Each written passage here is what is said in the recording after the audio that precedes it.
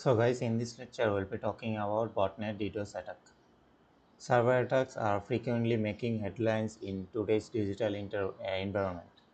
At any time, everyone who uses a computer could become a victim of a cyber attack. There are various sorts of cyber attacks, ranging from phishing to DDoS to password attacks. On the internet, there are numerous hazards to online security, and many of these threats are promising technologies that were abused. So in this lecture, we will be talking about this botnet attack.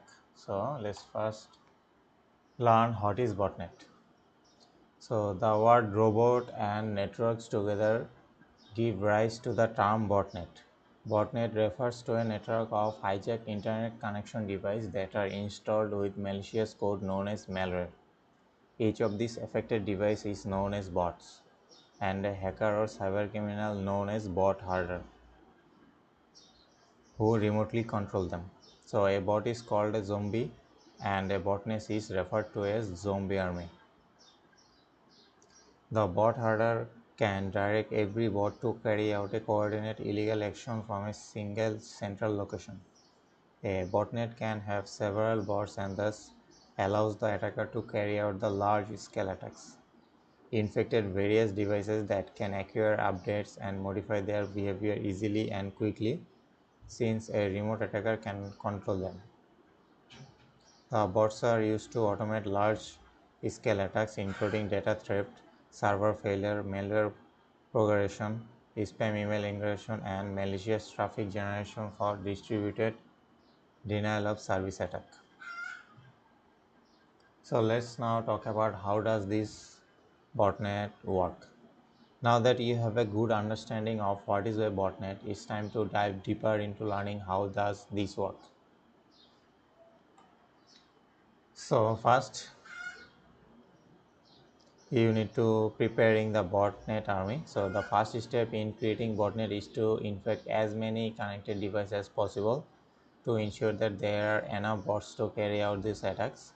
It uses the computing power of the infected device to task that remains hidden to the device owner. However, the fraction of bandwidth takes from a single machine isn't sufficient, and hence the botnet combines millions of devices to carry out large scale attacks. This way, it creates bots either by exploiting security gaps in software or website or phishing the emails. They often deploy botnets through a Trojan horse virus. So once it hacks the device, as far as previously I said, it infects it with a specific malware that connects to the device back to a central botnet server. This way, it connects all the devices within the botnet network and they are ready to execute the attack. A bot herder uses command programming to drive the bot's action. So once it's infected, a bot can allow access to admin level operation like gathering and stealing user data, reading and writing system data, monitoring user activities, performing DDoS attack, sending spam, launching brute force attack, crypto mining, and so on. As seen in this picture, a bot herder initiates the attack by infecting several devices with malicious code, which acts as a botnet. Then, this device takes over and conducts the final cybersecurity attack. Therefore, even if you trace the cyber attack back in a such scenario, it cannot trace the bot herder easily. So, in the next lecture now we'll talk about the botnet architecture. So a botnet architecture has developed over a while for improved working and slimmer chances of getting traced. So as I told previously how this works. So once it's infected with desired number of devices, the bot master, which is the bot herder, takes control of the bots using two different approaches. So first approach is client server model. So the client server model is traditional model that operates with the help of command and control server and communication protocol like IRC. For example, IRC or Internet Relay Chats sends automated commands to the infected bot devices. So before engaging in cyber attack, it frequently programs the bot to remain dormant and await command from the CNC server. When the bot, however, issues a command to the server, it is then relayed to the client. Following this, the client runs the command and report back to the bot master with the findings. And the next architecture is the peer-to-peer network. So instead of CNC server, we have the P2P approaches. Here, controlling infected bots involve a peer-to-peer network that relies on a decentralized approach. As you can see in this picture, bots are topologically interconnected and act as both CNC server and clients. So today, hackers adopt this approach to avoid detection and single point failure.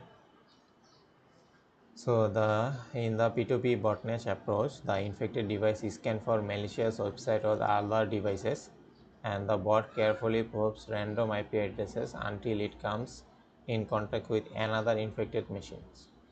So the bots can share updated commands or the latest version of malware. So let's now show you a famous or talk about a famous botnet attacks. Now that you have understood how a botnet works, you can imagine how dangerous it can be.